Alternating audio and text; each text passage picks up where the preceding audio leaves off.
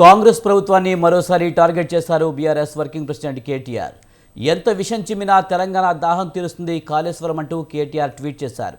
మల్లన్న సాగర్ వద్ద నిరాహార దీక్షలు మీరు చేసిన నేడు మహానగర దాహార్తి తీరుస్తున్న వరప్రదాయిని మల్లన్న సాగర్ అని అన్నారు. కాళేశ్వరం ప్రాజెక్టు పనికిరాదని ప్రచారం చేసిన తెలంగాణను సస్యశ్యామలం చేసింది కాళేశ్వరం అని చెప్పారు.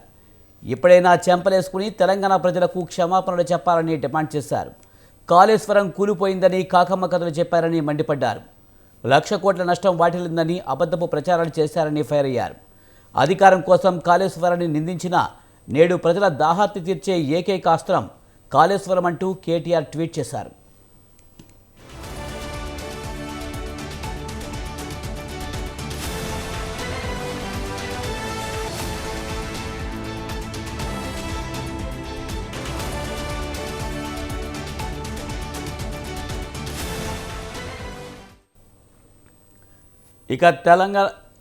ఇక రైతు భరోసాపై కూడా తీవ్ర విమర్శలు చేశారు. రైతు భరోసా ఇచ్చింది లేదు, రుణమాఫీ చక్కగా చేసింది లేదని ఆగ్రహం వ్యక్తం చేశారు. పెన్షన్ పెంచింది లేదు, 6 గ్యారెంటీల అమలుకు దిక్కులేదని విమర్శించారు. కానీ ఆగమేఘాల మీద అనవసరమైన వాటి కోసం 1,000 కోట్ల ఖర్చు పెట్టేందుకు మనసు వచ్చిందా అని ప్రశ్నించారు. అక్షరం మార్పు కోసం అక్షరాల 1,000 కోట్ల ఖర్చు అంటూ నిలదీశారు. 1,000 కోట్లు కాదు 1,00,000 కోట్లు ఖర్చు పెట్టినా తెలంగాణ అస్తిత్వాన్ని చెరపలేరని చెప్పారు. 4 కోట్ల గుండెలపై కేసీఆర్ చేసిన సంతకాన్ని మార్చలేవని కేటీఆర్ అన్నారు.